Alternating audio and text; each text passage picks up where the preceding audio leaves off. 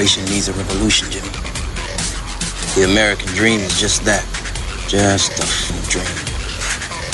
War is a continuation of politics, only by other means. Politics is a continuation of economics by other means. This is our bank. This is our war. And this is our plan of attack. Banks have become an essential threat to our democracy. So consider this justice. Thank you for listening to Revolution Radio, freedomslips.com, the #1 listener-supported radio station on the internet. Please help support this station so this battle can continue forward. Revolution Radio!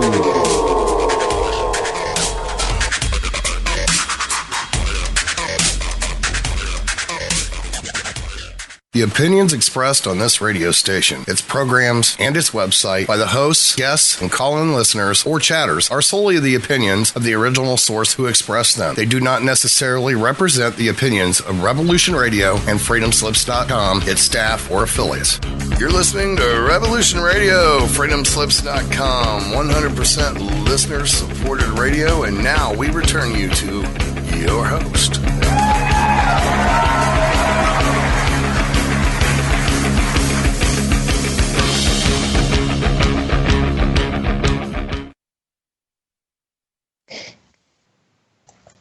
All right, everybody, this is Ghost in the Machine with Steve Travesty. We're going to get to our guests in just a second, but I'm going to do something I haven't done in a while. I'm going to give us a lead-in on a song here. All right, what's up, everybody? I don't know if any of that audio got through, but hopefully it did. This is Revolution.radio, and we are here on Ghost in the Machine with me, your host, Steve Travesty. It is 10 p.m. Eastern Standard Time. I was just playing for you, for any of my fans that know from a while ago, I did an interview with a band from Sweden called Scar Symmetry. Their drummer, who is super woke, and from their first album, Symmetric in Design, I picked a song that's quite apropos for where we're talking today, which is a song called Hybrid Cult. And that was just a little sample. That's not even from the beginning of the song, because I love, with the short amount of time that I play a song here, just to get to the hook, and sometimes you got to cut in the middle. And what I got going on is a very special guest who I just recently became aware of, and had a very good resonation with his message. You would hold on a moment. Why am I maybe it's that. Test. Now I'm echoing. Hold on. All right. Hello. Am I echoing? Okay. No more echo. Good.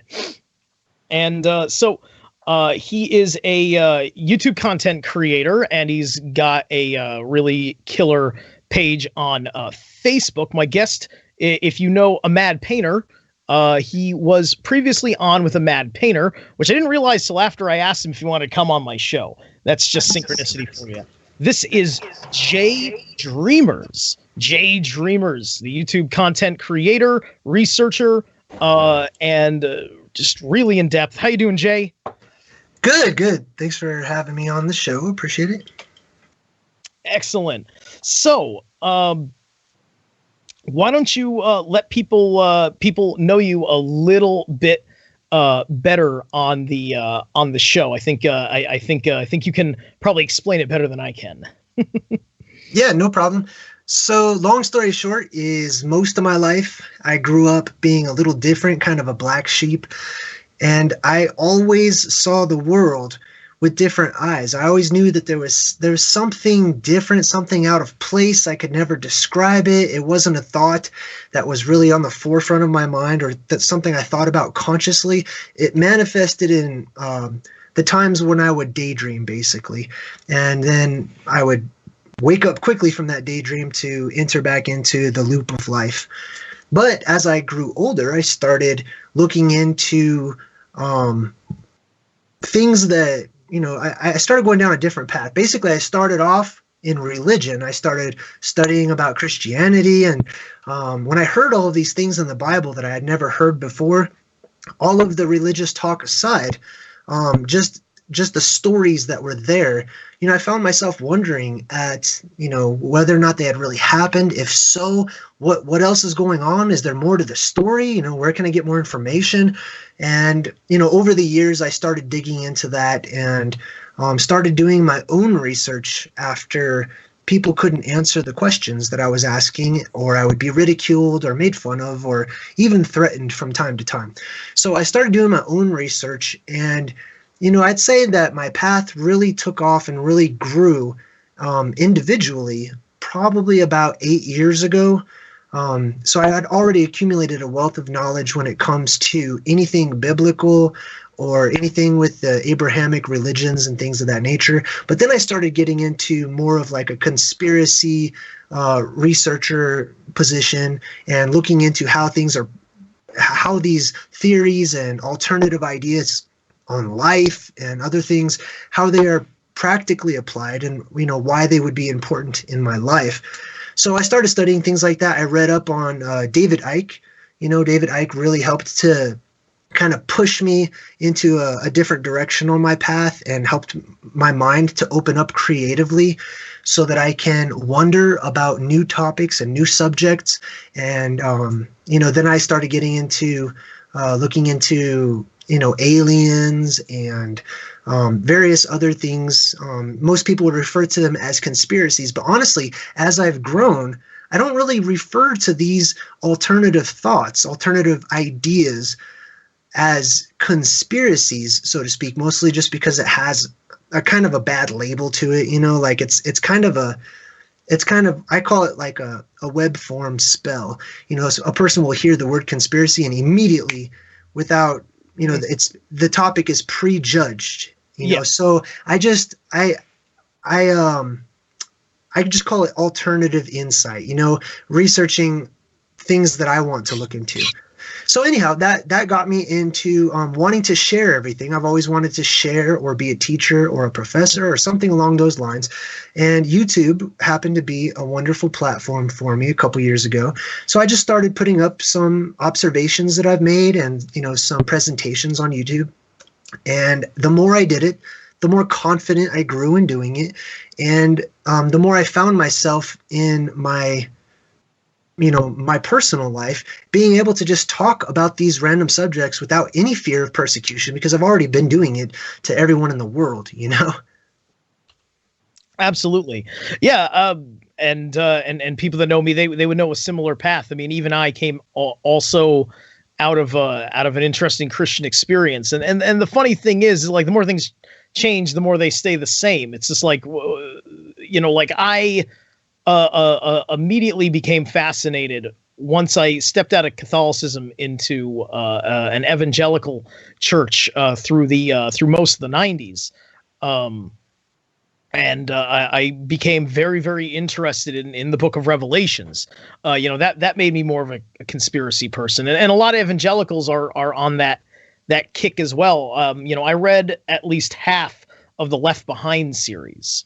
And so, it all depends on your on what level of interpretation and understanding of any ancient texts, some of which we would call Holy Scripture, from any background across the world, which is part and parcel of what I was thinking of about what do I want to talk with Jay about? What would be something new for both of us? And because I had recently been totally activated on the mud fossil subject, which if anybody was listening to my episode about 2 weeks back, I spent about 45 minutes on the show, and it's one of the two that I did put out a live stream for with some just a handful of slides as basic examples of stuff that I was very, very convinced was true, that these things were petrified creatures of a time when things were basically magical, and that this is all part and parcel of evidence of the flood, which most people just had faith that there was a flood just because every mythology has a flood story. And what I learned in my conspiracy research is that an interest in the antediluvian world is very strongly a part of a lot of these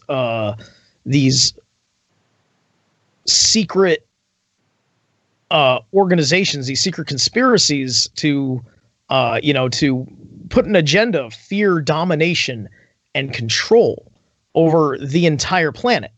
And I think that understanding that ancient world is a critical part of it, which gets into where a lot of cults come from. There's there's been a few that have been, talked about, by name, that people know, whether it's like the Skull and Bone Society, there's names like the Brotherhood of the Snake or whatever. This is why I led with Hybrid Cult by Scar Symmetry, because it's kind of about that, right? We've always talked about the 13 bloodline families among conspiracies and stuff, and so that's really what I wanted to dive into. So Jay, what is your take on what is linking the wicked people of this world to the wicked people of the antediluvian age? Why did that stick? Why did that come back when man repopulated the earth? Okay. Well, basically, when it comes to the pre-flood world, right? If you start studying all the different cultures and all the different writings, that's about as far back as we can go. That's why our school system starts off at about, it starts at Babylon. Yeah, Babylon, right? Samaria, yeah. And that's when they begin, but they don't go any further back than that. All they would do is allow your creative mind just a moment to exercise when they start talking about coming from monkeys, and they throw a million years at you so that your creative mind can put together the evolution of mankind, instead of giving us an actual story, instead of telling us, here are some breadcrumbs, here's some clue, some evidence as to what we have, as to what had happened, what life was like before then. And honestly, I feel like religion itself, mass religion itself, plays a huge roadblock in allowing anyone to even go back further than that, because once you go back further than that, now we're getting into creation and where do we come from, and it tends to set off a few alarms in the religious world. Right. So I push those boundaries, jump right over them, and I say, let's look at it. Let's look at all of the evidence that has fallen to us, because let's admit something. For me and you, and probably those who are listening, we know that the world is being ran by a group of particular people, and we know that there is an agenda, that things are being planned out and have been for thousands of years, and that everything is culminating for a particular effect. But where did it start? Where did it come from? And what evidence has been left behind to us?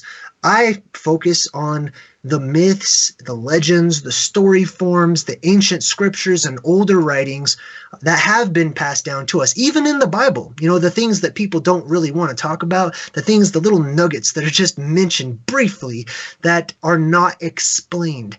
My theory on that is that basically they're not explained because they were so commonplace at the time there really was no need to get into it, to stop whatever chapter you're writing and to say, oh, by the way, this is, let me tell you a whole story about something everyone already knows. But to get to your question, where do we inherit the tendency for this evil? Where does the evil come from? Where does the darkness in this world come from? And how is it related to what had already happened? So according to all of these legends and myths and things of that nature, the world was once a paradise. It was a perfect place, Arcadia, Utopia.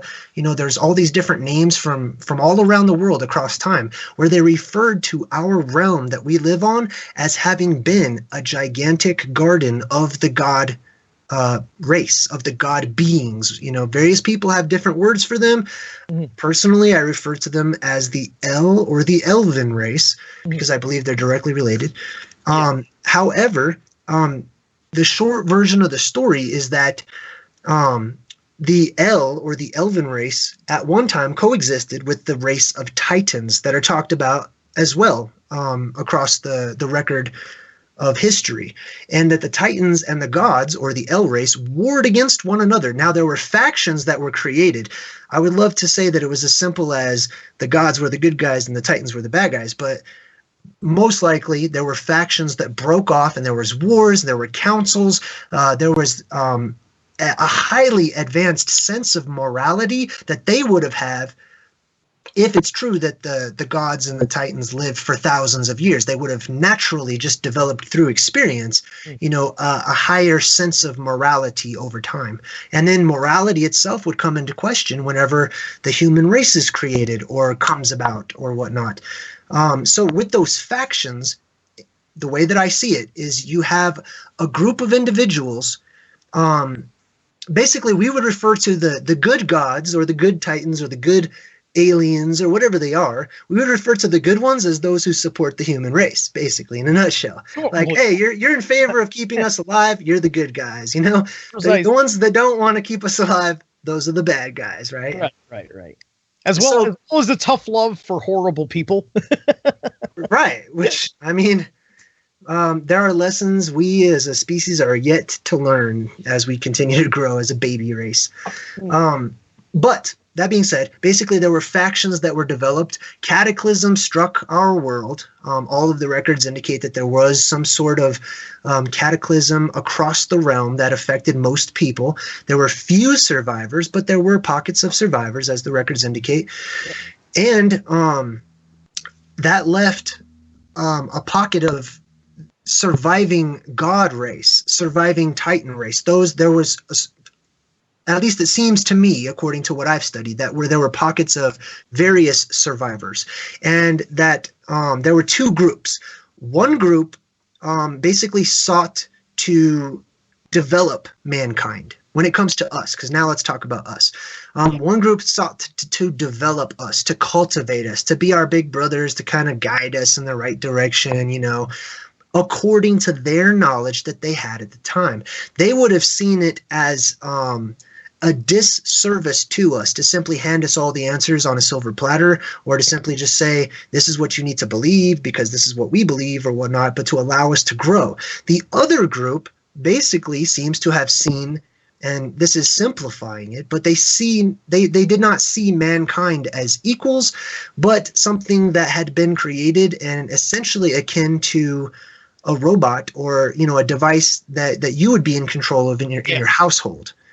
So one group seeks to allow us to flourish, allow us to find things on our own, in our own time, and to grow. The other group basically tries to keep the information from us, tell us exactly what to believe in, and who we are and what we should find important and things of that nature. And they control. One is more freeing and the other is more controlling. And that's been passed down and actually taught to us. No one needs to teach you in a classroom and sit you down and tell you this is how it's going to be, but we're conditioned constantly by society and the things that we're around and the things that have been passed down to us by organizations like religion and various cults like you were talking about, brotherhoods and other institutions that seek to condition us or program us to actually literally give us programs to listen to or to watch and to be hypnotized by, to change us to what they want,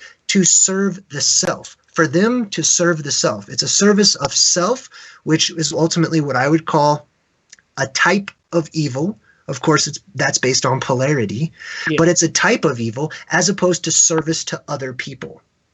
Which is the other thing that falls to us. Now, I see those two groups as currently, being alive and well in the world today, but one is more popular than the other because the ones who seek to serve others respect the freedom to an extreme degree of the world's population. So, for example, one of the easiest things that I talk about is that group loves you and me so much that they respect our right to remain or choose to be ignorant. So, although there are questions, there are esoteric factors in our history and things about us, they respect that, hey, if you want to be ignorant, by all means, I'm not going to force information upon you. And then the other ones would tell you, nope, we're going to tell you exactly who you are and what your purpose is and what you're going to be doing. And then that kind of just like we pick up on that and we develop that and we take after the gods. We take after those beings who came before us, and we look up to them, which is something I talk about a lot, is how we tend to emulate those beings that came before, those God, El, alien, whatever they're, different people call them. Yeah. One of the things that I try to convey when I talk to people, because I a lot of the anger comes from, especially when you start talking about how you see scripture, is that like the first rule is that the Bible, contrary to what religious leaders wish it was, is not a monotheistic scripture, because you go back to the original Hebrew text. The reason why you're calling them the El, I agree to, calling them the El is a good way of going about it, is because, the Elohim it's a pluralistic word in Hebrew. and the Lord doesn't come into play until chapter 2 of Genesis. That's when a particular El is given dominion.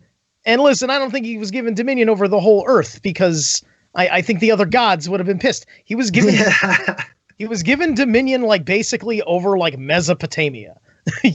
Like that was their world. Right. But the difference is that Yahweh was a jealous God, right? Like it says it in the Bible and it spins it as a positive thing, but like in our world, it's like jealousy is kind of like considered like not a good characteristic. So wait, it's okay for the God, to be the character of a jealous entity. And then we're supposed to worship the jealous entity. We're made in that jealous entity's image, and yet we can't be jealous of things ourselves, because that's a weakness. Like I'm sure like you probably had thoughts exactly like that when you were challenging people of faith. And so like, and I'm bringing that up in the context of I think that we pretty much see that all the secret societies in the conspiracies, they've all got a cult that seems to have all the same similarities of things. There's always some sort of blood sacrifice situation, some horrible some horrible sexual act are involved, and just all sorts of things that are just an affront on nature and good decency. I mean, like most people, I'm a metalhead. People know that about me. If you heard the song, if it came through, the kind of music that I listen to. And it's just like most of those musicians are some of them are genuine Satanists, if you will, but most of them, they're putting on an act, whether it's because they're making a deeper point, or just for, or just they're part of the, of people that just, they just genuinely want to go with it, but they're not part of any secret society. It's just sort of kind of like the version of like occultism that popped up in their culture. But then again, all of that's part of somebody's infernal plan, because of the way it's mutated and the way it's been popularized. Yeah, and one of the things that I did on my journey was, when I was more religious, I wanted to read the Bible, but especially the Old Testament, in its original language, or as close to it as I could get, right? So something interesting that I came across was I reinterpreted, or actually retranslated, I suppose, or transliterated, actually is probably more appropriate, the 10 Commandments and some of the other passages in the Old Testament, right? But especially the 10 Commandments. And I did a small video of it on my YouTube channel, but basically it's really interesting, because have you seen the Charlton Heston 10 Commandments movie? Yeah, a long time ago. Okay, well, I mean, it's pretty iconic. You know, you can imagine Charlton Heston as Moses and he's holding up the tablets and whatnot, right? Well, on the tablets, I caught a glimpse of them, and it's really interesting. They're written in Phoenician, as opposed to like modern Hebrew or something, you know, in the movie at least. And so I looked it up, and I decided to teach myself the Phoenician alphabet, which is really close to the Hebrew alphabet. Right. Basically, it's picture form.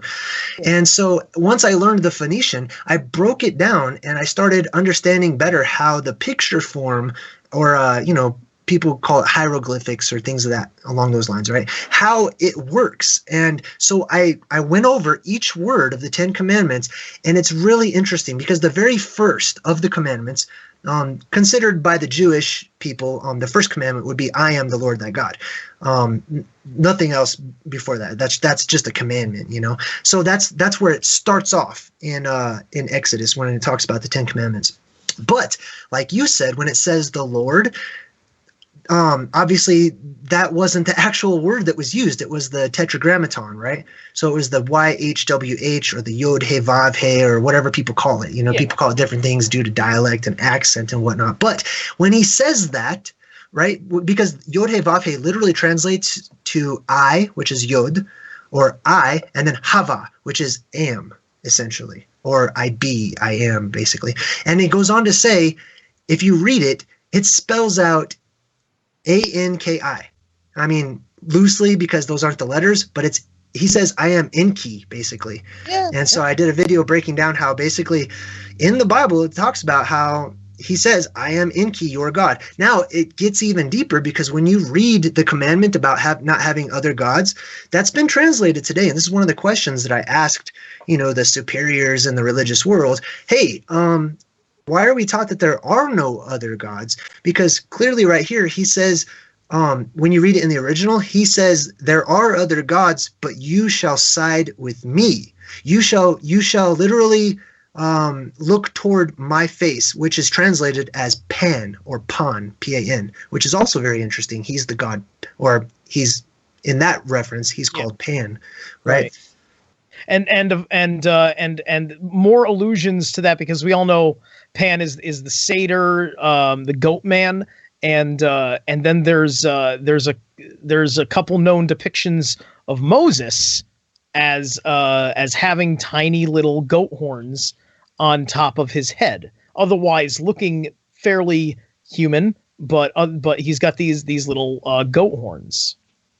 Right. And so the religious questions were a tool for me to guide me into deeper research, to find out more about, you know, not just this being, but other things that were going on as well. So I started reading extra biblical, you know, books that all were referenced in the Bible itself. Most notably the book of Joshua, Jubilees, and Enoch.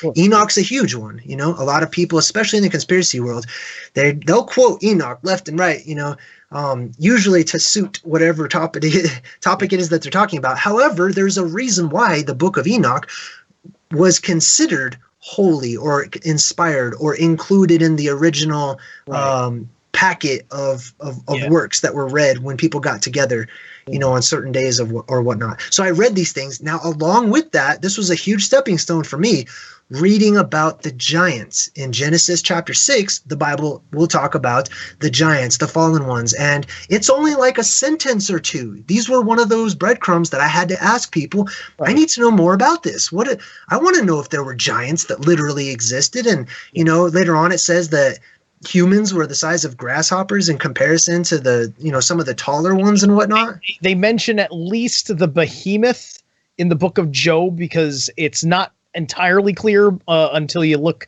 closer that Job is an antediluvian story. Yeah. So you got Job in there, but you don't get Enoch in there.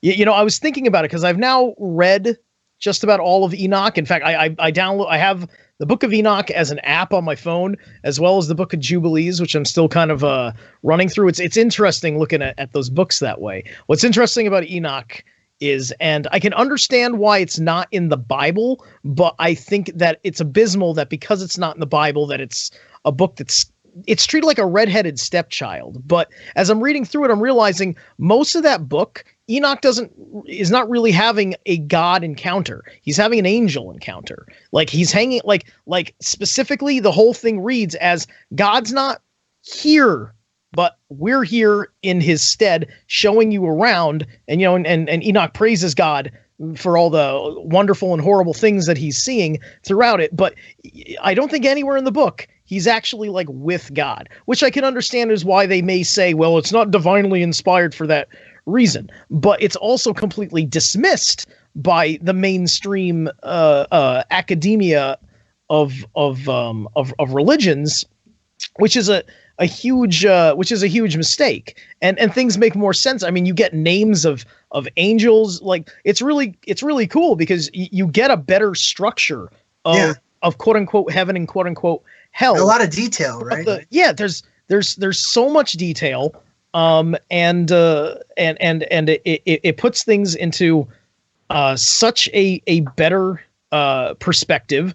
Ufologists love it as evidence of ancient aliens, if you will. It's a really great book. It puts added perspective on Noah. It's good stuff.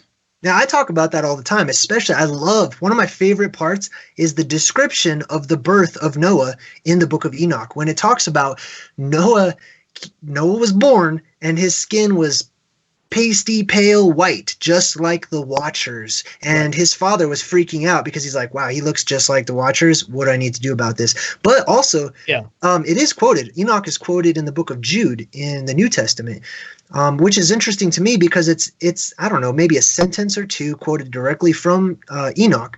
But there are other books. For example, I believe it's 2 Samuel, the first chapter. Half of that entire chapter is a direct quote from the book of Joshua, which is a contemporary. See, there were a few books written about the beginnings of mankind or whatnot. Genesis focuses mostly on the firstborn and their bloodline. Joshua focuses on the historical events and getting into the details of those things. Jubilees focuses on the timelines, and it includes more women and, you know, the names of the women and things that had happened with the women as well. And then, of course, you have Enoch that focuses on being privileged to be taken up by the angelic hosts or aliens or whatever they're called. You know, I call them the elven race, the Elohim, whatever people call them, you know, and he was privileged to see the things that others could not see, you know, to understand, and not only that, but to write it down and to pass it on, to share his knowledge, to share what he had seen with other people, because clearly, you know, they're not going to start some sort of a carnival ride where the angels are just constantly taking everybody around and showing them how everything works and stuff, you know. It's like that one scene towards the end of Hitchhiker's Guide to the Galaxy where you meet like the architect of the galaxy, and it's just like, hey, sorry about that. We're rebuilding Earth right now. You know, you get to see all the guts of how everything's made and stuff. You know? Right? Yeah. You know, that's like, who wouldn't want to have like one day in Enoch's shoes? I mean, seriously.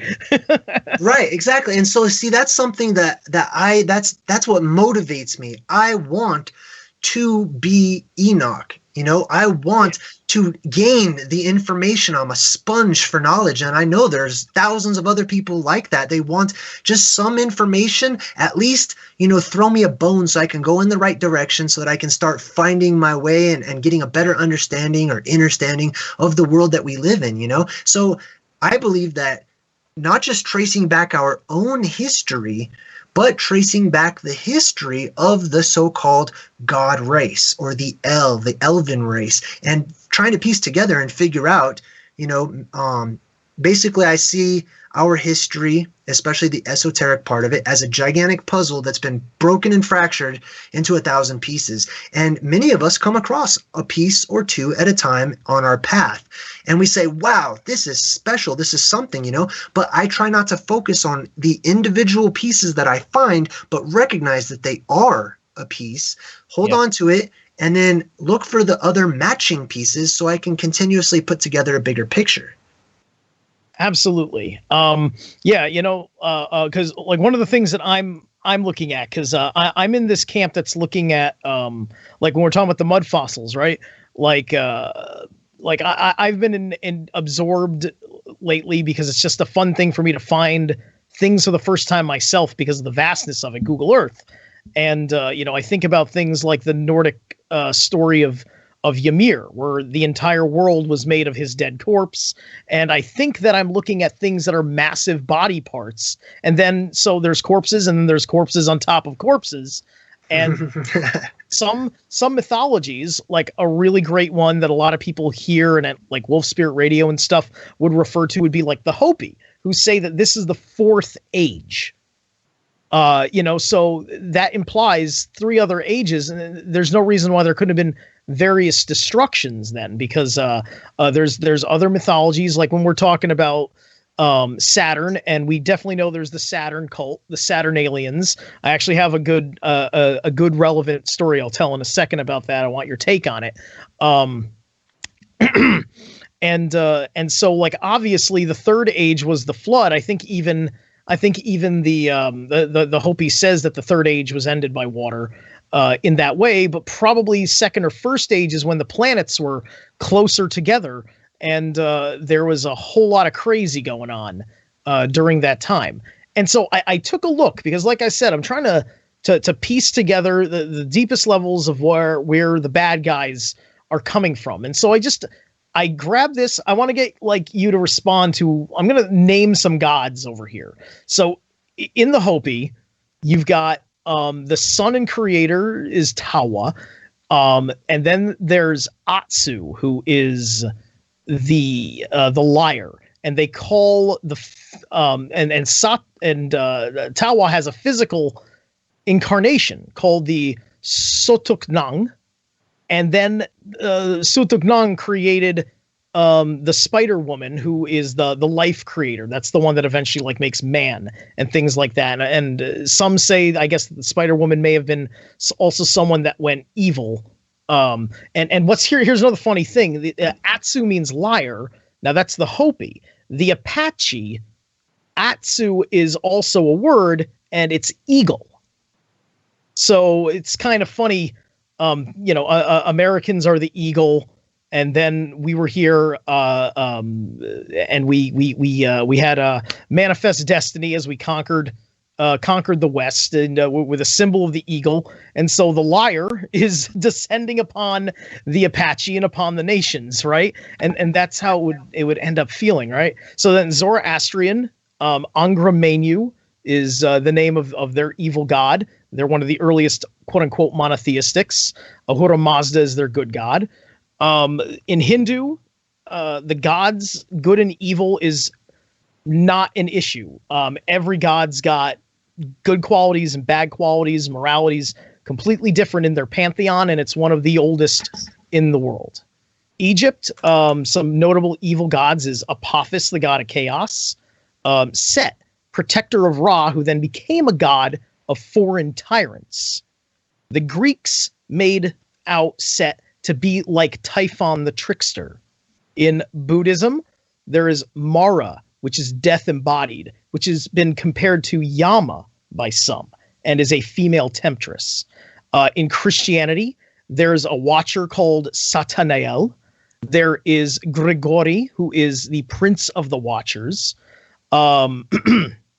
There's something called Demiurge, which is a rejected theory of a god who turned evil before the flood that was theorized by it was someone in the very early Catholic Empire called Marcion.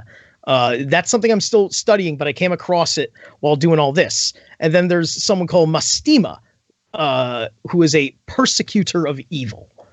And I'm bringing these up because I think it's entirely possible that these are being worshipped by some of our of the bad guys. And the last one that I found that was interesting was a religion called Mandian, who has a god called Ruha Kadishta, female personified evil, birthed the Lord of Darkness called Ur also happens to be the name of the first city, the city in Sumeria. So that is some very interesting parallels that I did in my prep for this interview. Do you have any response to any of those? Yeah, absolutely.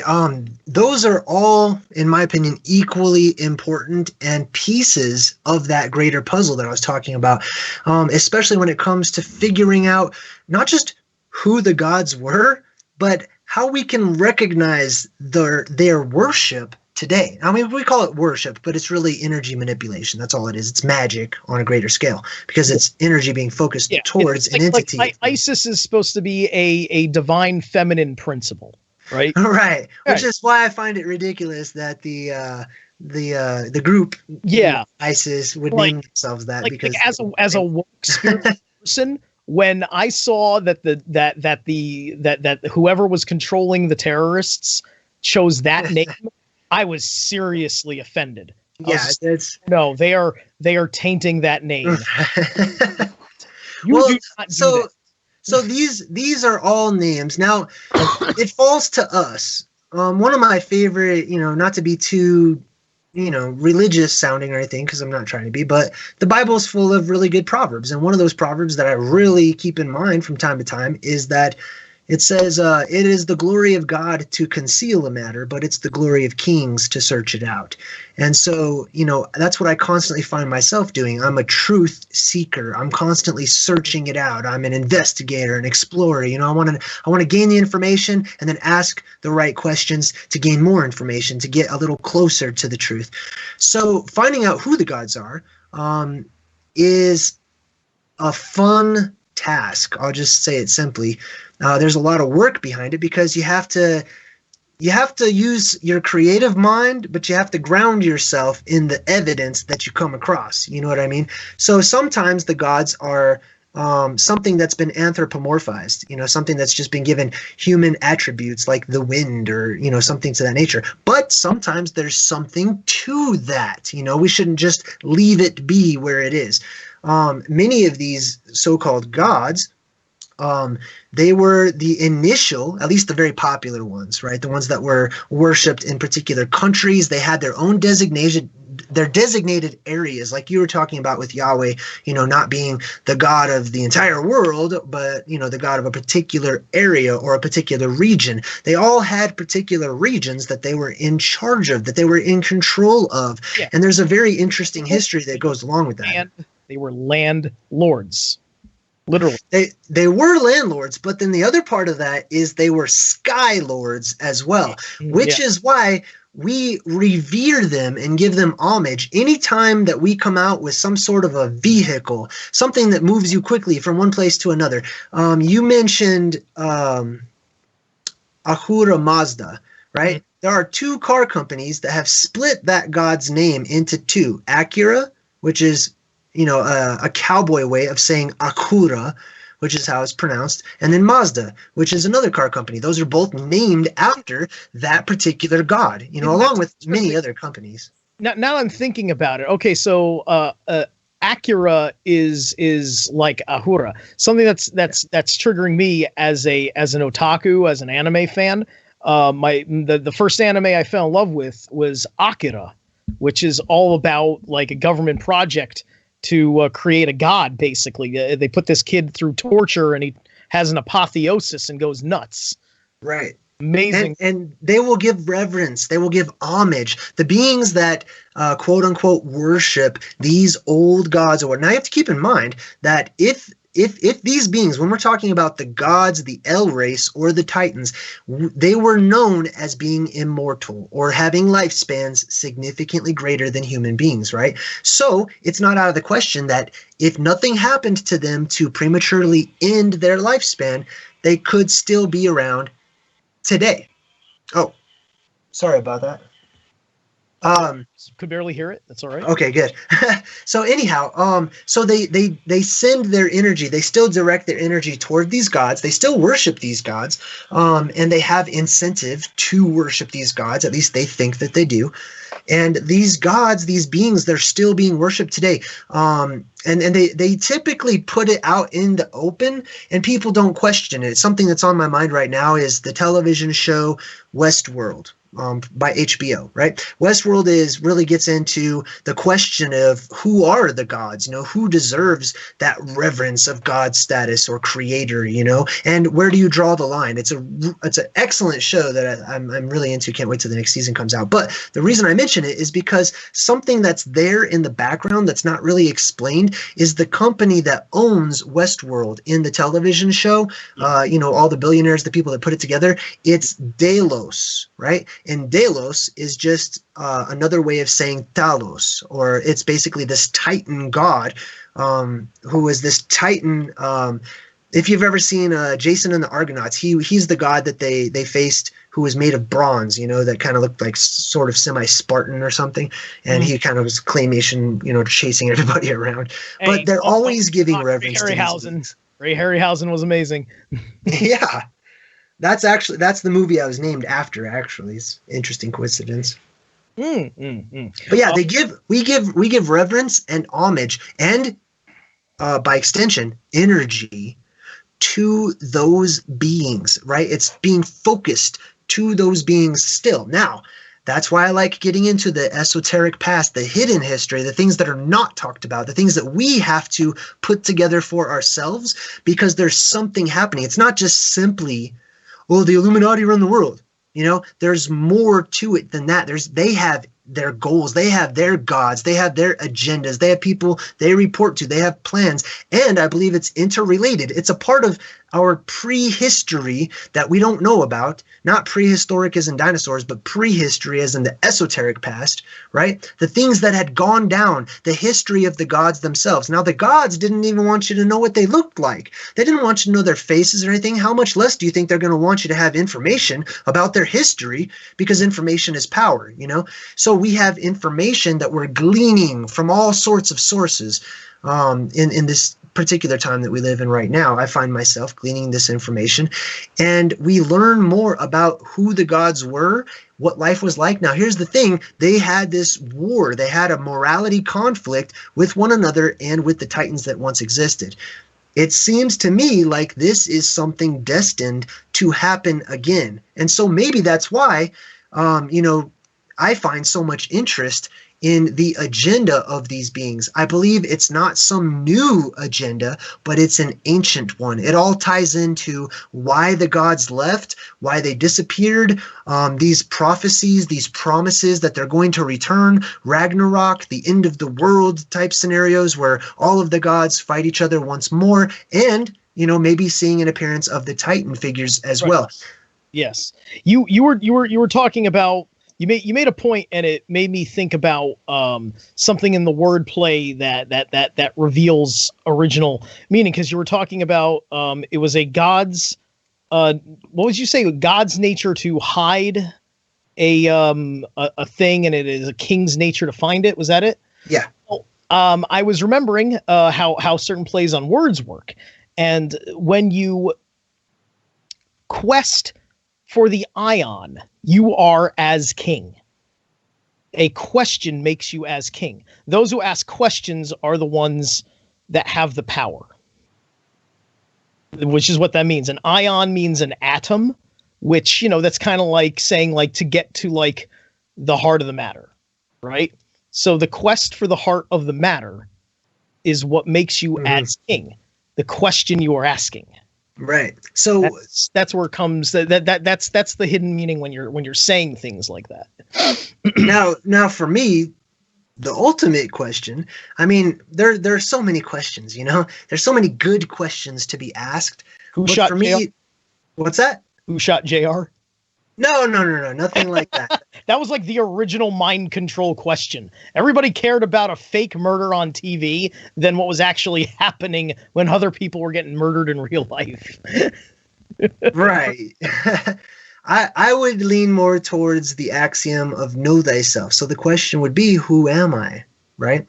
Who am I? That's the main question. And for me, that's the most important one to start with, because once I find some clues as to getting a better perspective on the answer to that question, it helps me to see the answers to the other questions so much more clearly. Yeah, it's like the answers, they come to me much easier when I have a better grasp of who I am. That's my question, basically.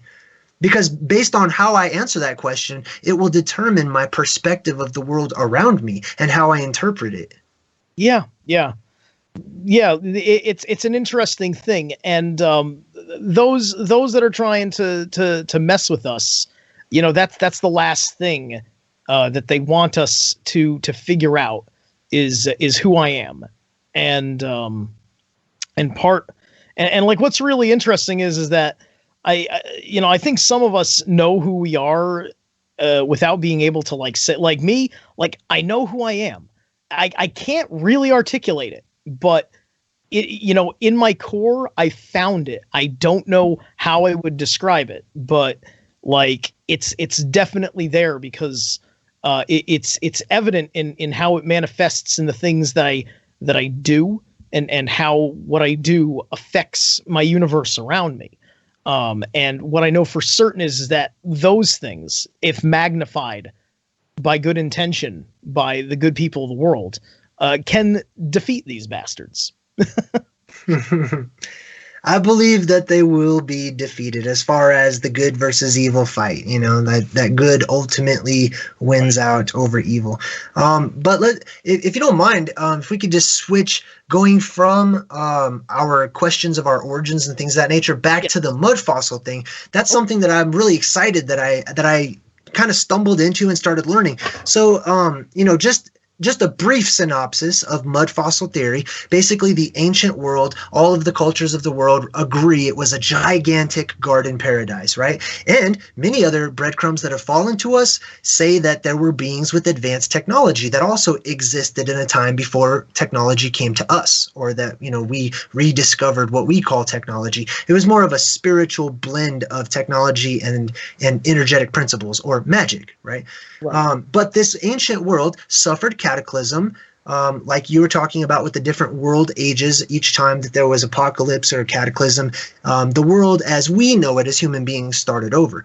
And also physically and geographically looked much different than the prior world.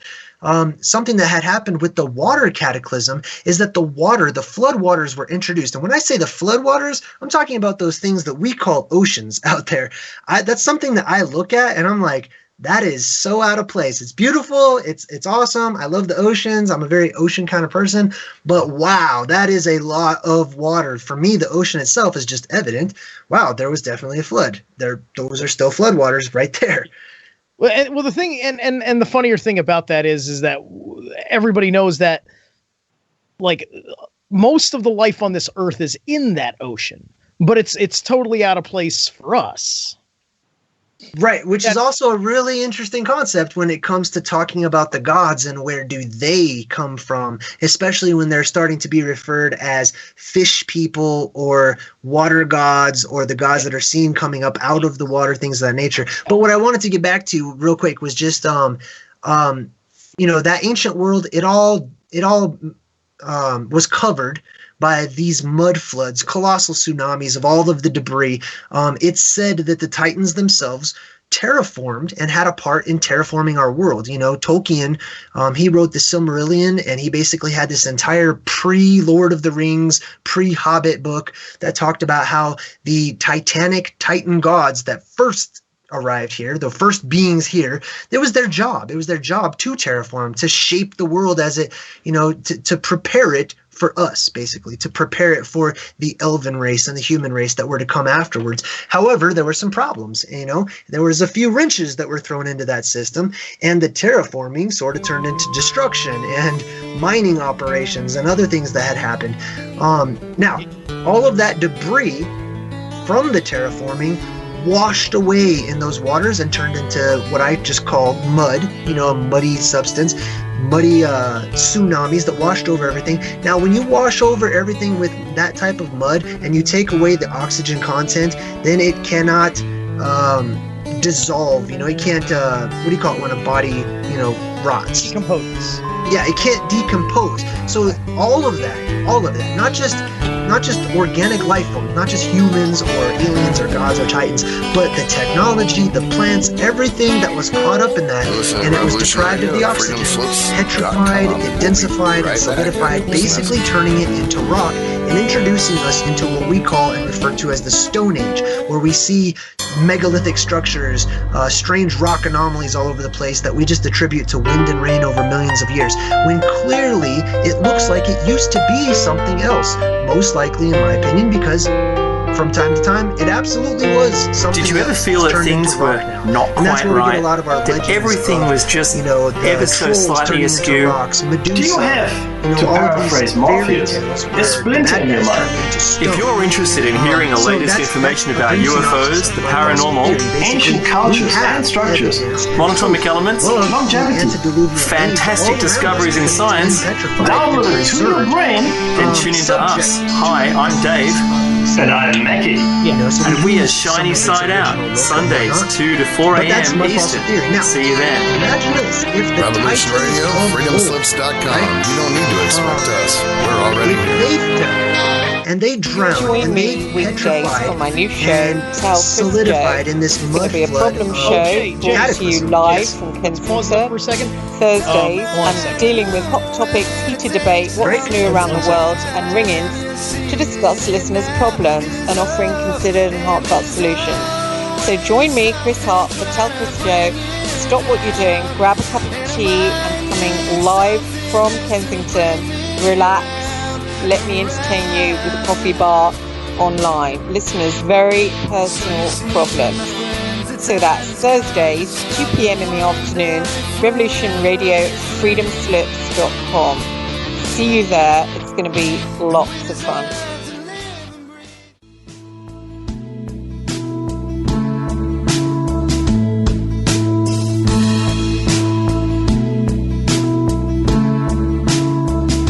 Is your data safe?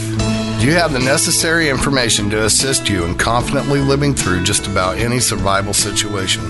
Is survival and gardening, off-grid living, medical knowledge, or even natural or man-made EMPs on your list of personal concerns? Do you have your documents and your personal information in a safe place in your hands where you know where it is? Well, check out our preloaded EMP-proof thumb drive. Over 3 gigs of survival documents and how-tos, plus the USDA offline food preservation website, and much, much more, including a surprise bonus we just can't tell you about here. With plenty of room left over to store your most important documents. Imagine if a megavirus or a computer failure took out your bank, or all the banks for that matter. Are your banking records safe in your hands? So when they get things fixed and repaired, you can say, hey, look, this is what I had. You have it. I want it back. Is your personal data safe? Family records, addresses, phone numbers? Well, squeeze on over to freedomslips.com. Yes, that's www.freedomslips.com. Click the banner on the homepage for the EMP-proof bullet drive to get the full scoop of everything that we offer. So, folks, keep your data safe for your peace of mind. Revolution Radio, freedomslips.com. You don't need to expect us. We're already here.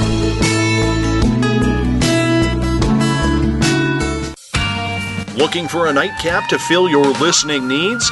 Come join us on Spaced Out Radio with me, Dave Scott, right here on Revolution Radio.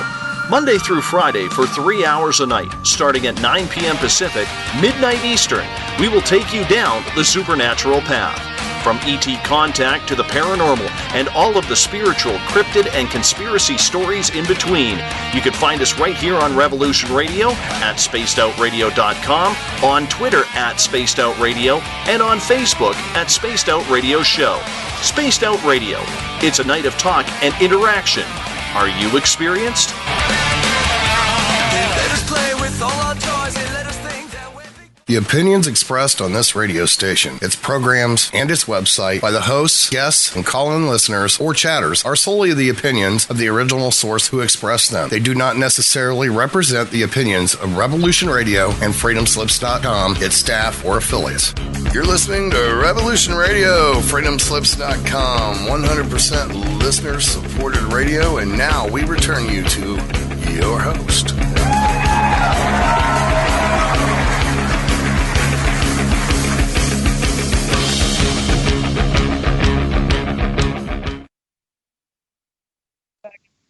Yep.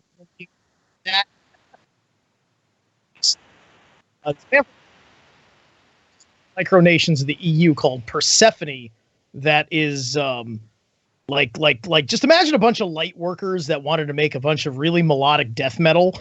And that's what you got. Like every song is basically kind of like about ascension and spirituality, and it's pretty sick. And okay, I don't think the audio is getting through. I'm getting a message from a friend listening in who says the audio kind of sucked. So, oh well.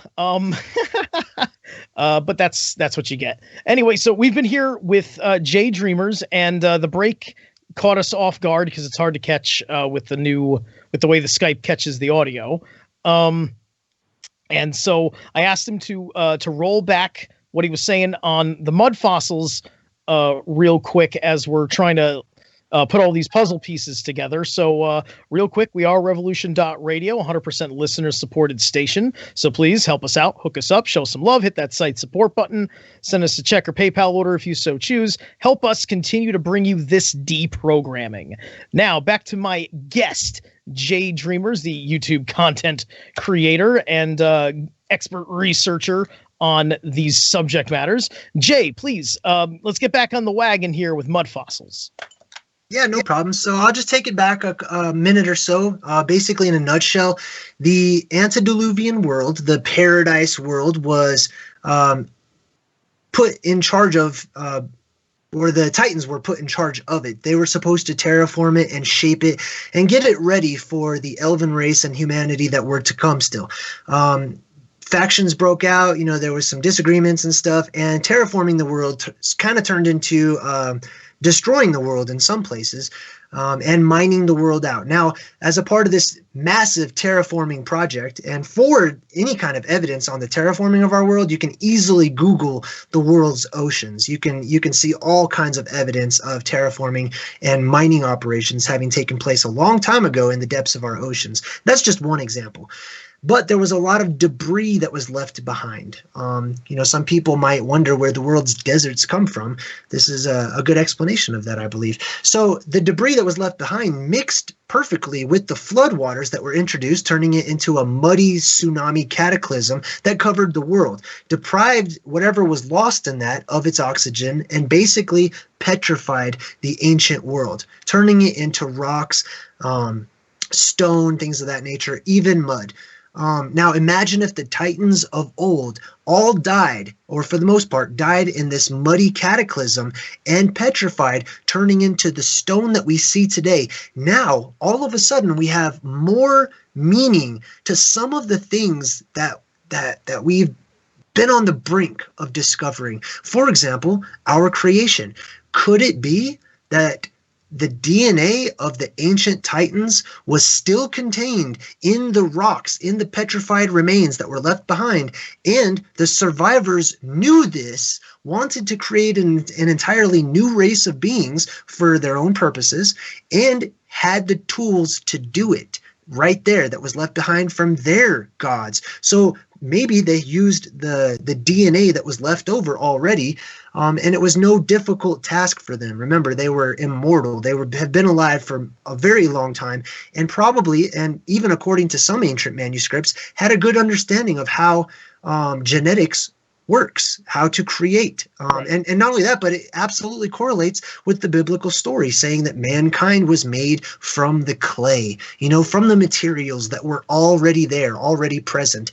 And so I think it also ties into your question, where do we get some of these attributes? Where do some of these tendencies come from? Yes. It reminds me of specifically in Hebrew mythology, the golem, which is kind of like it's a constructed humanoid who was made of mud, or was like a resurrected man who was like buried in the mud or something like that. It's very much related to that. It reminds people of the Adamic creation works, and I think that there's it kind of gets into one of the things I wanted to mention is like we talk about the there's the cults, there's the mystery schools, which I think has a lot to do with it. I found this list, and because these guys are probably practicing the true alchemy to have something to do with that. To work this out, because somebody knows, right? One of the theories that was coming to me, especially with I was thinking of the age of exploration, right? The time of piracy, the time of the West. Like we have the space race today. Well, they had a West race, back in the day when once Christopher Columbus established to Europe where the Americas were. Like everybody just needed to get there. Everybody needed to get there, and there's always been, in trade, people are looking for various different kinds of spices and minerals and things like that. I think about, I like to eat my food with Himalayan pink salt. It's very healthy. Now that pink salt, I'm starting to think about it under new eyes. It's just like, I think I'm grinding up Titan flesh and sprinkling it on my cheeseburger. You know what I mean? It's just like we're like when we're putting minerals in our diet, we're consuming the flesh of these guys. But we know that it's typically healthy for us, or at least we're assuming that it's healthy for us. So I think that there's one of the hidden agendas for these guys is that different races that died in the antediluvian age in different places, that they eventually have an interest in possibly like digging in there and harvesting out like their the rock forms that were part of certain organs, and because they can use those minerals for something possibly in the alchemy. So, and I've never heard a theory like that. Like that's a theory I came up with. As far as I know, I'm the first guy to have that theory about what they were doing in the age of exploration. So that's me. And I was taking a look here. This is a list of mystery schools that was given on a website. And so these are the kind of guys I would expect to be doing things like that. There's a couple of them here. The Guardians of the Seed, the Teachers and Healers, the Protectors, the Record Keepers. There's a mystery school group called the Watchers, and one called the Conspirators. There's the Black Sun, which I think that's the Saturnalians. Oh, I got to tell you my Saturnalian story real quick. The Freemasons, the Golden Dawn, the Holy Grail, the Illuminati, Knights Templar, Baphomet, Black Isis, Mary Magdalene, Order of Skull and Bones, the Prieur de Sion, Roslyn Chapel, Skull of Sidon, Skull and Crossbones, Teutonic Knights, the Rennes-le-Château Merovingian Bloodlines, the Rosicrucians, Sacred Geometry, Swastika, Thoth, Hermes Trismegistus, and the Vril Society. This was a list I found on a website. Like I hadn't even heard of some of these before, like Black Isis specifically. That was like, who's Black Isis? Jeez. Or Prieur de Sion. Those are firsts for me. Can you comment on any of those mystery schools? Yeah. Like what are you looking for as far as? Well, I mean, some of these are like unspoken of. Are there any of these that you know about? Are, because like the Freemasons, we all know, right? Like, is there one of these that like maybe nobody talks about that much that you to elaborate on? Well, I mean, not specifically, but in general, as far as they all go, according to my research and what I've come across in life so far, is that, they're all a part of a main body. They're all a part of a main organization, or, their little arms. They have their little branches. They all have the same goal, but they have different, they're unique. They have different abilities. They have different things that they focus on. You know what I mean? Yeah. I came across an interesting article on one of these whistleblower type websites or whatnot a long time ago, where it was in a member of the Illuminati who was basically being asked all these questions, and it was really interesting. And I did post it on my YouTube channel. I just read the entire thing. It's a whole huge thing. But basically, they said that they themselves live by certain values and laws, within their quote unquote family. And they're not just seen as laws that you have to abide by, but it's just a part of life that you do abide by them. One of those things is that they have to make themselves available from time to time. There's a specific time frame where they can make themselves available to the public to allow the public the opportunity to ask questions. It's a part of that freedom of ignorance thing. Like, hey, I'm not going to come out from time to time and give you all the answers, but I will make myself available from time to time to allow you to seek the truth yourself. So it was a whole interview with this supposed Illuminati insider. And one of the things that he was saying was that they have their roles. Each one of these different brotherhoods or factions or, secret underground sects or whatnot, they have a role to play to bring about the greater purpose. Now, personally, it seems to me that the greater purpose has a lot to do and ties into our ancient oblivion that's been kept from us regarding the Titans and the gods of old.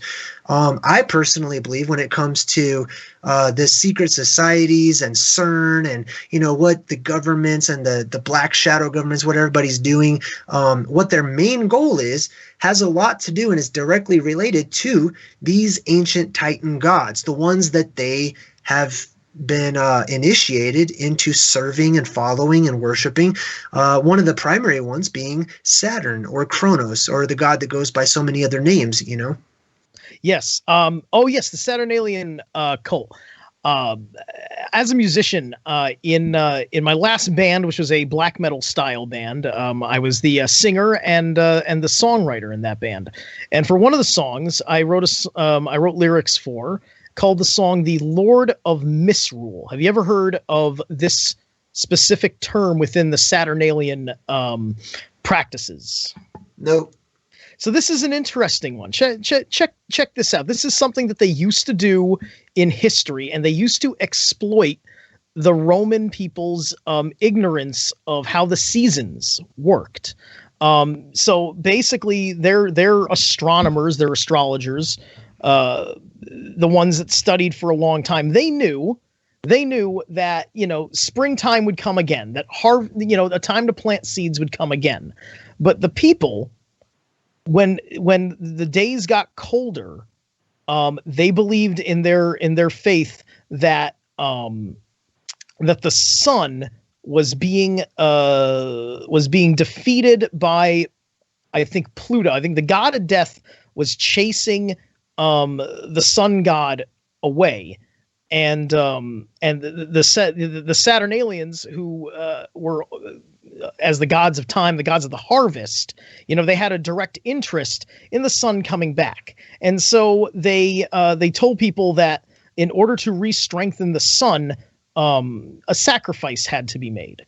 Now, something that they did at a certain point was during the winter solstice, they would have the Saturnalian festival, which would last about a week. And there was a period of time during that festival where they would have a Lord of Misrule. What happened was that during the Saturnalia, they would have role reversals. The high class of society would live like the low class of society. In the low class of society, it would be like the Purge. Effectively, it would be the Purge would be happening across Rome. There'd be no laws, and then there would be and then they would find whoever was the most wicked person during this week would be kind of like this king of crime, if you will. They'd be known as the Lord of Misrule. And at the end of the festival, the authorities would catch him would take him for all his crimes and then sacrifice him. And he would be the sacrifice they would sacrifice this evil man who they allowed to be the most evil man in Rome. to sacrifice him as the worthy sacrifice that would re-strengthen the sun so it could chase away Pluto and come back closer to the Earth so that way we could see the springtime come. And so they would torture the Roman public for years, controlling them by making them believe that if they didn't do things this way, if they didn't act like such degenerate, horrible human beings during the Christmas season, that you would have this.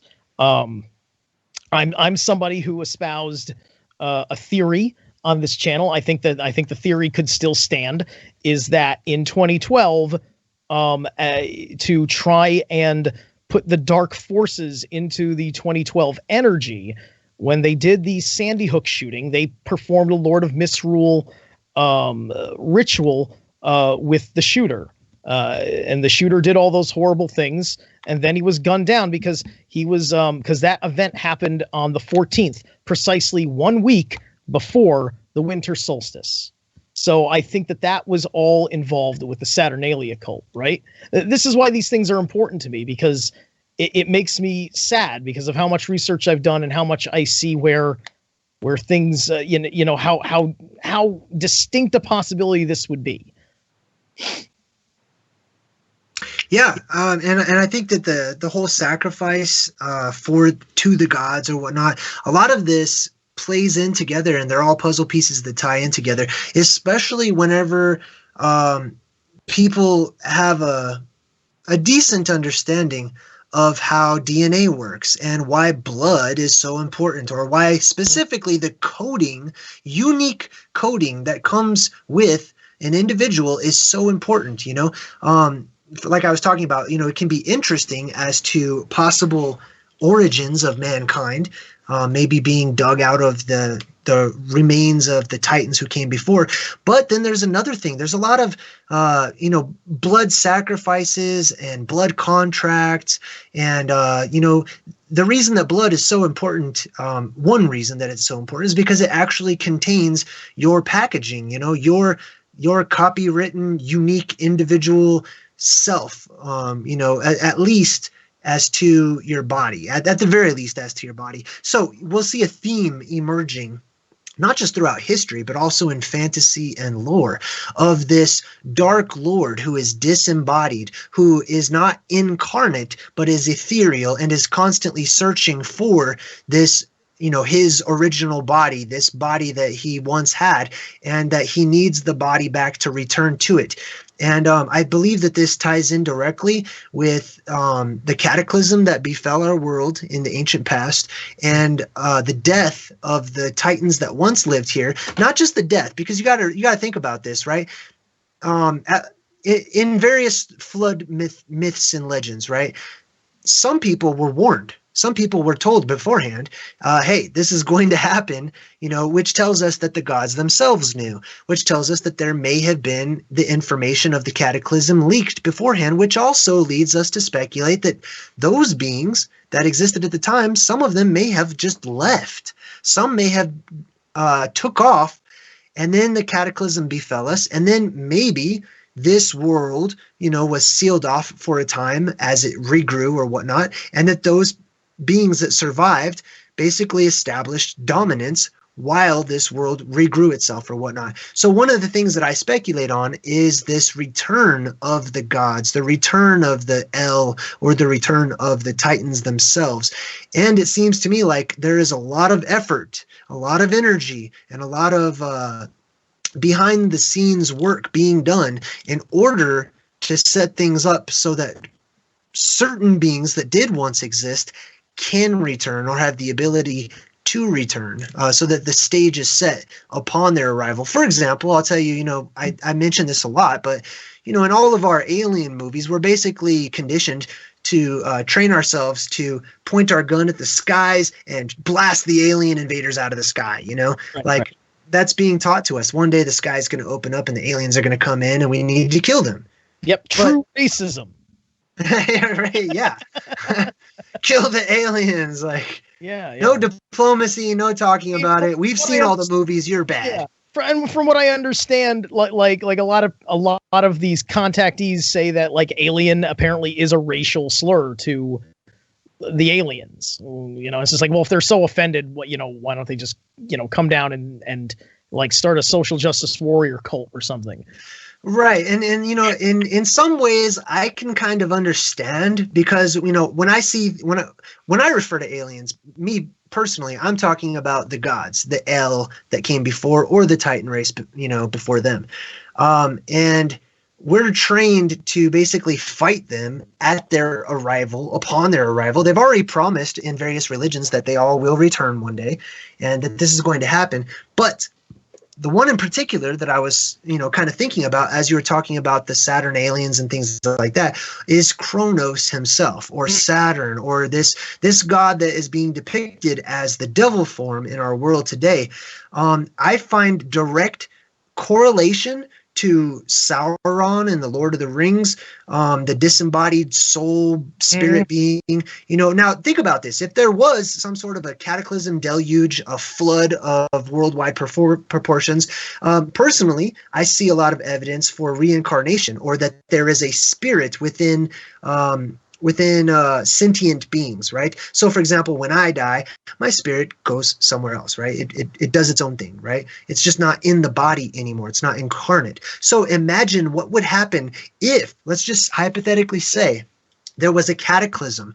All of those spirits all of a sudden are all disembodied, but the world perhaps was sealed off, even energetically or spiritually, forcing these spirits to roam about, to reincarnate, to come back in and basically come back to life, which sort of, if reincarnation, is, if it were a fact, if it was just established as, reincarnation is real, then that would really throw a wrench into some people's system as to how reincarnation is supposed to work, because being sealed off and the way it's supposed to work has been thrown off. Anyway, my point is that if this being, this Titan, this ancient god known as Kronos or Saturn or the other names that he goes by, if it died, but remember, we're talking about an advanced civilization, advanced sentient beings. When we think about Titans, we kind of picture them as being kind of just dumb, barbaric cavemen that kind of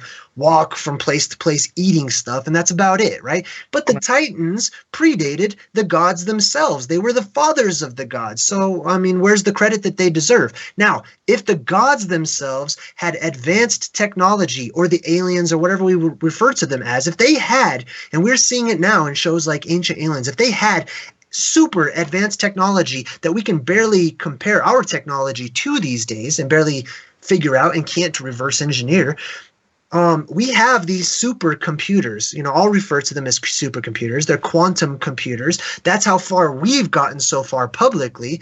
And these quantum computers have the ability to essentially build a dossier of a personality or a consciousness of a being. And they're basically, they have the ability to store or replicate a consciousness of a being. So let's say you have this disembodied soul, or you have the DNA of such a being like Kronos or Saturn, and they have this huge black cube that nobody knows what it is, but it's actually an advanced super quantum computer, and you upload Kronos's or Saturn's DNA or his personality or his consciousness into a supercomputer, probably, in my opinion. I'm throwing out some side theories that I have. That's all part of their whole, the beast computer, digital god, that whole bit.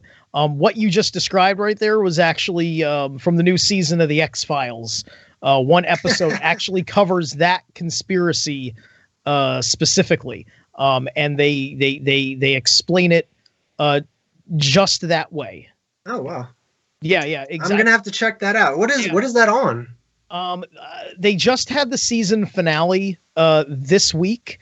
So if you got Hulu, the whole thing's on Hulu. Okay. If you've got any kind of like service, any kind of like cable digital service, like on demand. Netflix or. Yeah, I think you should be able to find the whole Amazon. Prime. It was only 10 episodes for this season, but like I told you in a private message about the X-Files, they've gone full disclosure. Like there's so many in-depth things that they've been covering with their main plot being the human reduction plot line combined with the psychic super soldier plot line. That's kind of like the main government conspiracy, and then everything else is kind of like the pseudo fluff. Yeah. You got to watch the Doctor They episode. The Doctor They episode is fantastic. Okay. and that's the one that takes itself the least seriously, but it's got the most profound message in it. What do you think about have you seen Stranger Things? Oh yeah. Oh yes. So Stranger Things is full of esoteric breadcrumbs. But along the lines of the Titans, the newest episode, spoiler alert, but there's basically a form of a Titanic being. It's a Titan or Titan imagery in the new Stranger Things season. Now, this is really interesting because I found that whenever people start waking up and there are certain revelations that we acquire and we go, wow, there's this revelation, or wow, there's that one. Almost instantaneously or almost around the same time, you'll start seeing movies or television shows that all incorporate these types of things. For example, Titanic beings, just having the Titanic being imagery in our mind. You've got Kong, Skull Island, you've got this Titanic being. There's lots of great breadcrumbs in Skull Island. Yeah. And then you've got like the new ones that are coming out. There's what's that one with The Rock? It's a video game remake. Yeah, Rampage. Yeah, Rampage. Mm-hmm. You've got the Pacific Rim just came out. Yeah. Yeah, there's all these things. There are these clues giving homage to Titanic beings, and it seems to me, especially with the alien agenda, that when certain things are starting to become realized by a certain number of the population, they kind of put it out there, they stick it out there. Hey, listen, like I'm an otaku, so I'm down with all that stuff because, giant robot animes is where I'm at. Honestly, like I put a post of this in your group earlier back about stuff. Have you ever seen Hayao Miyazaki's Nausicaa of the Valley of the Wind? No, I haven't. You need to watch that one. That one is basically like it's a post-apocalyptic like Earth where there was a massive terraforming by spores. So you've kind of got this giant like fungal universe where the air you kind of need a respirator to live in it or whatever. But there's a lot of like these giant mutated creatures, but also there's a Titan of note. There's these warring like kingdoms that have like established themselves in this future, and there was this earlier kingdom that was associated with the destruction that happened on this world, and it was a manufactured Titan that was a super weapon, and so the bad guys were looking for this thing and how to turn it back on. Or they were trying to build one from what they knew. I can't remember if they were looking for one or if they were trying to build one like the ones of old. But the point is that like they have this thing, and there's this amazing like scene where like they use it, and then the animator for that scene, he went on to be the lead animator for Studio Gainax's Evangelion series, which is and Evangelion. It's not giant robots. They're actually humanoids in armor, and they have human DNA, but they're Titans.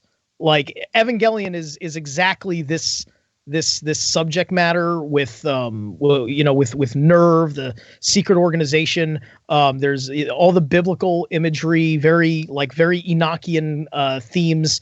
The bad guys are called angels, and it's like they come from out of nowhere. It's man, if you haven't seen Neon Genesis Evangelion, the series, or any of the movies,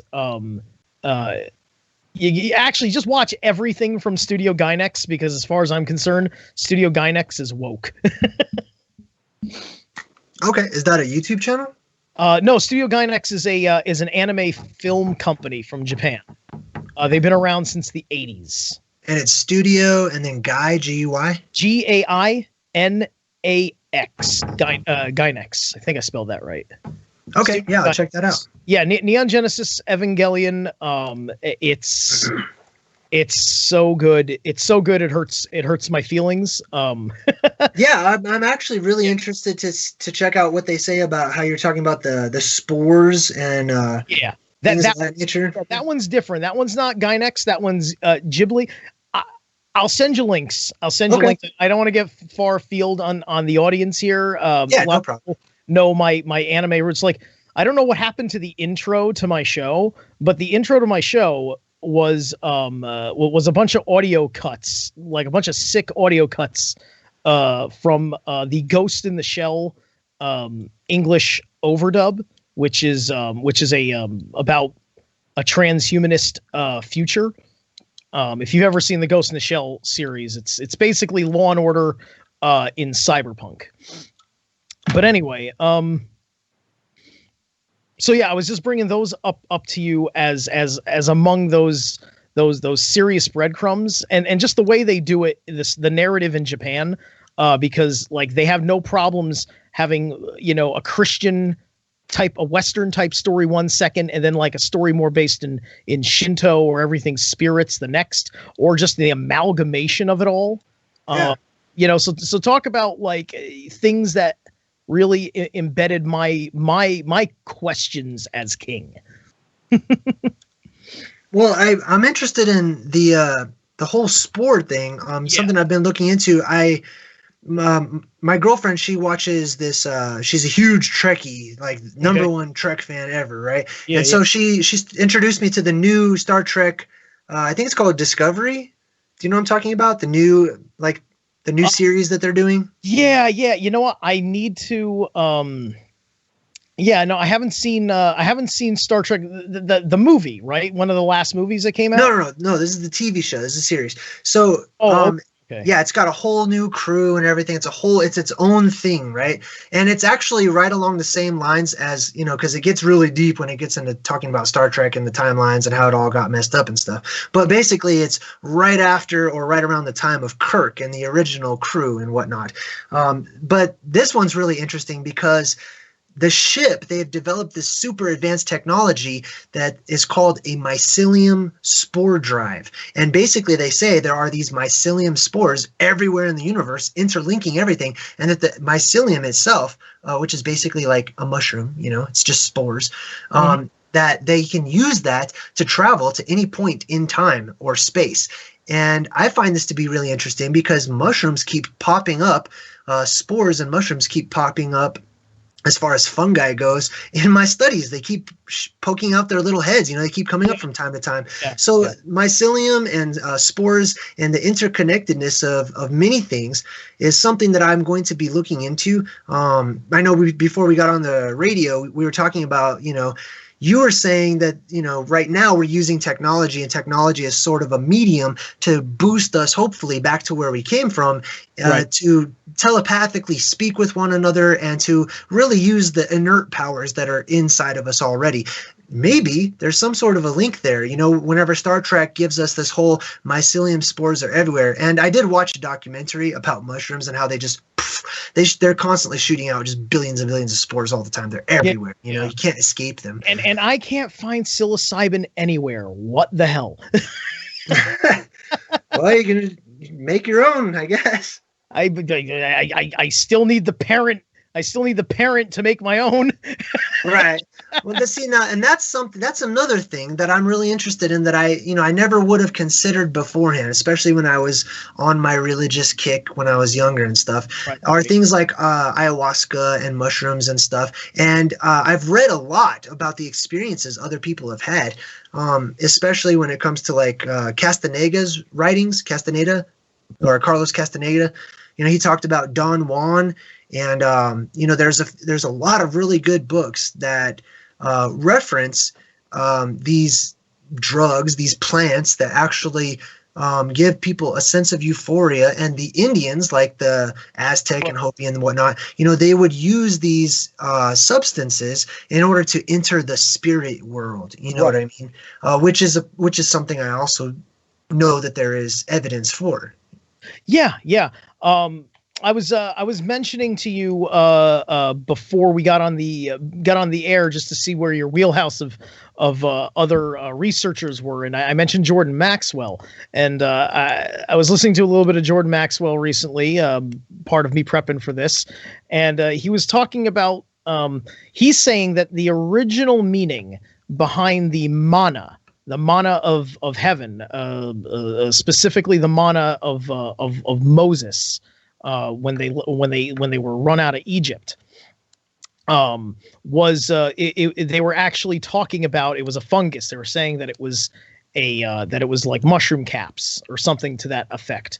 So it's entirely possible that he had that the Hebrews, that Moses was like just drugging the Hebrew people the whole way.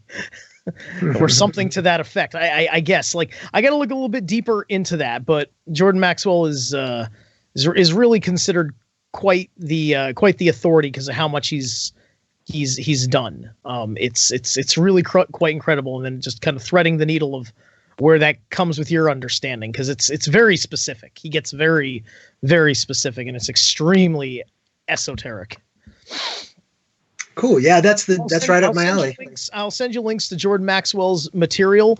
If you ever become a person who starts interviewing people yourself, I would highly recommend him. He's very beloved amongst the conspiracy community, especially for what he went through to tell the truth. Okay. All right, where are we going here? We got okay, so there's 20 minutes in the show, and we're still good, and we're still going strong here. Well, I can talk about just going off of the whole Star Trek thing. You know, one of the things that I do on my channel and in the book that I'm writing as well is I correlate a lot of our legends and lore that have been cartoonified or characterized, that have come down to us through time, that all have an original, they all have the same origin. So things like, for example, the Vulcan race on Star Trek, they're elves. I've seen memes where they're like space elves, the Vulcans or whatever. That's what they are. They're literally elves. They're being portrayed as this alien race or whatnot, and this and that. But if you look at the attributes of the Vulcans and you compare it right next to what an attribute of an elf is, they're basically elves. They're the elven or the El race. Now, it makes sense why Spock is so not just analytical but emotionless, because that's one of the things that a being would naturally pick up on once you mature, once you have lived for say a couple thousand years. Jerry Springer stupid human problems and all of this stuff that comes with emotion has a lot less meaning to it, and so you don't get as attached, so I can see why Spock, the Vulcan / elf or El or ancient god, he's being portrayed, who lives much longer than the human race, and a lot of the elven characters, like in Lord of the Rings and stuff, we see them in a similar light. They're very kind of cold. They're almost come across as kind of cold and emotionless. However, they have just matured over hundreds and hundreds of years. They understand when to apply emotion. And not just the Vulcans, but vampires as well. We get all of our vampire lore from the elven race, from the ancient El or god race, from having certain physical attributes to being sensitive to our sun that's in our sky now, our skylight as I call it, and even the way that they dress, their mode of dress, having the popped collar, so to speak, and things of that nature, they're all related. They go back and trace their roots to the El race. Yeah, and when you talk about the Vulcans, just to expand on what was I can't remember the Star Trek creator's name off the top of my head. But part of his universe, like the Vulcans, they had a spin-off, empire that broke from them and changed culturally, although we're genetically pretty much the same, of the Romulans. And, you can take that, because the Romulans were much more on the malevolent side. You know, they were much more interested in a more like forceful, like expansive, you know, more more like or whatever. And it's right. You have the L, and then you've got like the fallen L, the ones that fall exactly out of favor with the divine order of things, right? Or you have the elves and the dark elves, you know. Or if you're a Vulcan, you've got the Vulcans and the Mexican Vulcans. Basically, that's what the Romulans look like. I'm sorry, but they all look like Mexican Vulcans. That's what I see. But yeah, you've got the elven race, and then you've got the dark elven race, or those who went underground, or those who became black ops, or you know, black or dark, or things associated with that. But yeah. So like, actually, that's a really good question, because that may be the link. Is you know, I'm gonna go with I think the most proper vernacular is the crypto-terrestrials, as in those that would live under the earth. Exactly. As a sphere-esque earth theorist, I also believe in hollow earth for that reason, and you know, the central sun and Shangri-La and all that stuff. And so, you know, what's down there? Yeah, actually, that's a really good topic. Now I am on board 100% with civilizations, entire civilizations that live and have lived and survived within the earth itself. You know, I'm not just talking about like an upper level cave system or something. I'm talking about an inner earth altogether. Now, personally, across my research, I've come to see that there are many levels, many planes of existence. You know, that you have. There are the lands above and there are the lands below, or whatnot.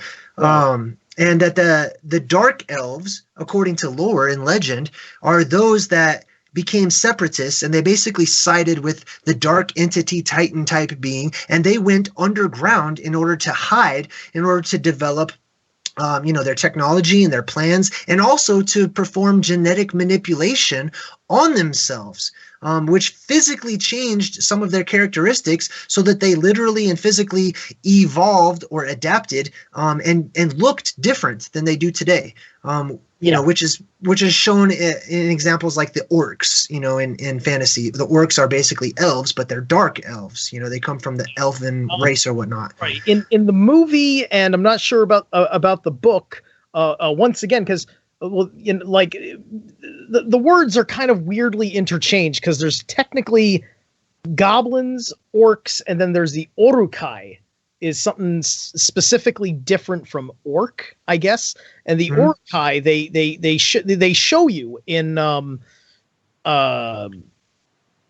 I forget if it's in Fellowship or if it's in Two Towers, but you've got you know, Saruman embraces industry, right? And that's all part of the metaphor of, like, you know, like German becoming the industrial whatever. And you know, in the bowels of the earth below his wizard tower, he was making Orukai, and he had these incubation chambers that were in the earth, and they would come out of these muddy placentas. They rip it off. It was Fellowship, because they make that one big orc who's like the big villain that, like, the albino one. He's not the albino one, but he's the one that they put the white mark of the hand on his face. Oh, right, yeah. Like, the leader. This is in the Fellowship of the Ring, not in the Hobbit series. Gotcha. But yeah, no, you mentioned the white orc. I've watched a lot of your videos, and I remember you going over that in one of your videos about the L and the pale, the pasty pale skin guys. So right, the albino gods. Yeah. And in the disclosure going on in the Marvel movies, you've got the Kree, who are the blue race, and the Kree have good guys and bad guys among them. They're mostly serving a wicked purpose. Oh, that's interesting. I'll have to look into that. Yeah. If you want to get like the full scoop on the Kree, you got to watch outside of the comics. You watch the 2 Guardians of the Galaxy films, and you watch the last 2, I want to say, seasons of Marvel's Agents of S.H.I.E.L.D. They've been dealing with the Kree a lot both of those, and the Kree is going to have a role to play in the Infinity movie, and there's so much disclosure. Like, wow, like yeah. Did you see Doctor Strange? Yeah, yeah. I think I've seen all of them. I know what that feels like. Like in the scene where the Ancient One punches him in the chest and he gets knocked into his astral body. Yeah. I went to the New Life Expo in New York City, and I forget his name, but there was a really great like Qigong master there. So a guy who knows Kung Fu and stuff. And I volunteered to have him basically kick my ass. And basically for him to do that way before this movie came out. Basically, like he had me, there was a couple guys like holding me on each side. And he doesn't speak he barely speaks any English. So there's like a translator. Somebody said like how much or so. I guess he was asking how hard you want me to hit you. And, you know, there's a crowd and I consider myself a tough guy. I'm not frail by any means. So I just say like all of it, you know, like I'll the limit. I certainly like, cause I love the experience and I'm assuming that he's, you know, like there's going to be an energy transference. I'm interested. I want to experience this. Yeah. You're about to get punched. He's going to transfer some energy into you. It happens, right? It happens so fast. It happened so fast that I couldn't register it practically. And I technically experienced missing time phenomenon because I thought that I only got knocked back about 3 feet. Yeah. They said that I got actually knocked back about 10 feet. And then I guess I was moved forward or something like there was a whole recovery that like I had no consciousness, like, because I got hit in the soul, man. Right. I was Doctor Strange right there. Awesome. So I saw the trailer with the Ancient One. I'm like, I know what that feels like. That is awesome. That's actually, when people subscribe to my channel, that's the little icon that pops up every time they subscribe. They get, they get punched, you know? I saw that. We've got a little less than 10 minutes. So just so you know how we're doing on time. And so that way I want to be able to be sure I can get you a good proper close off. That's just the warning on the time. Yeah. Now, did you see the last video I did or any of the ones where I talk about the blue gods? Yes. Or, I mean, I talk about the white porcelain skinned albino gods, but then specifically the blue gods of old. Mm-hmm. Yeah. That gets into the Hindu and whatnot. I got to get myself into the, I got to get myself more Vedic scripture literate. I'm working on that. It's a little bit, it's so, it's a little bit harder to come by for me for some reason, but I'll figure it out.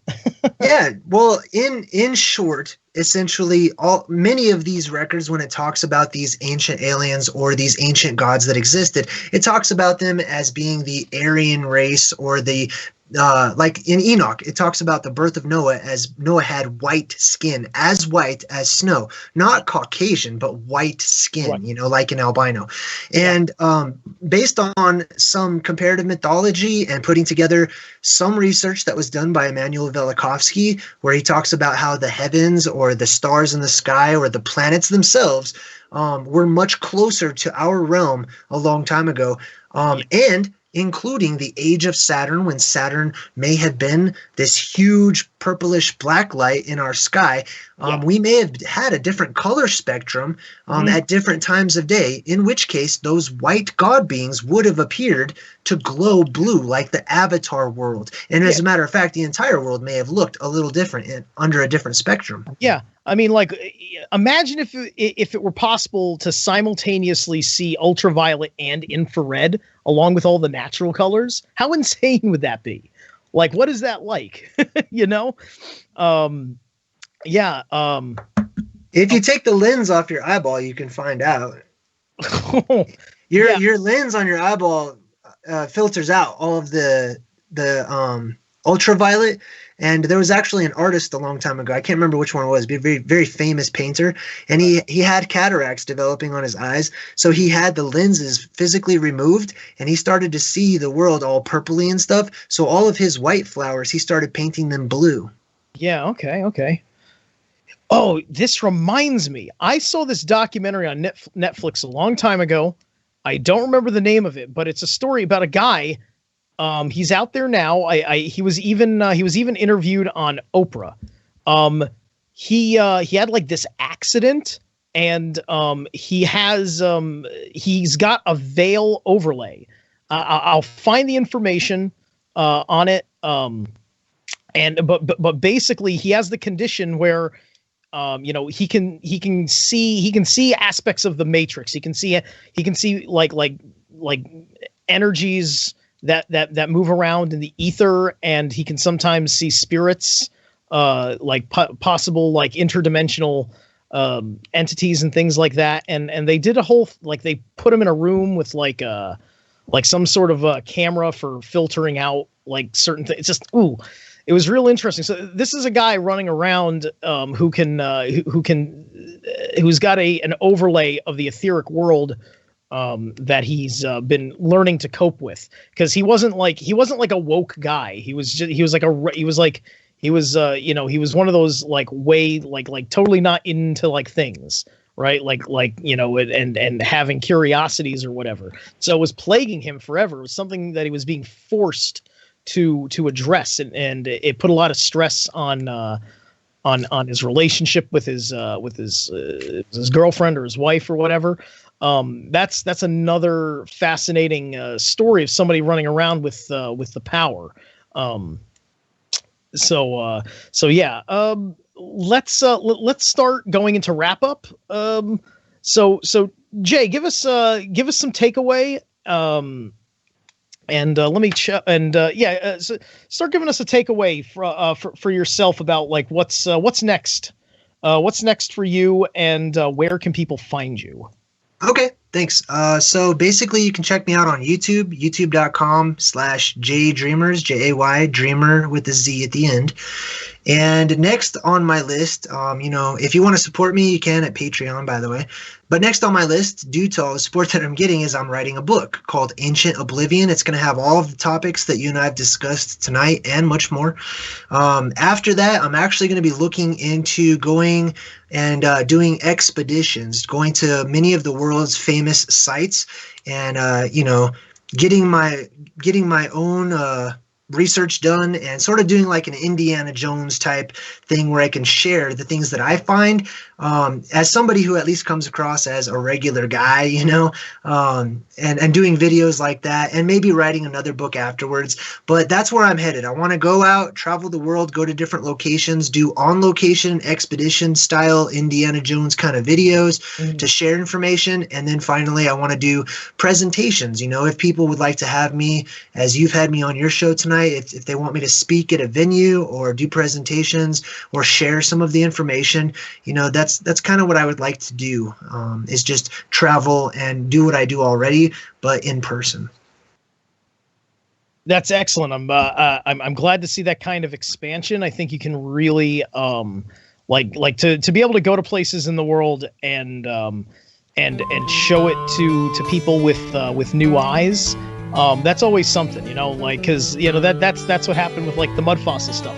Now everywhere I drive, I pass like a mound of rock. I'm an Uber driver, so I'm constantly passing things on the road, and I'm driving through like the side of like a ridge that like they had to like blast out the rock and stuff, and I'm looking at how the texture changes and how people talk about like that's fossilized blood that's draining down, right? And I'm saying could be fossilized blood. Like, what am I looking at?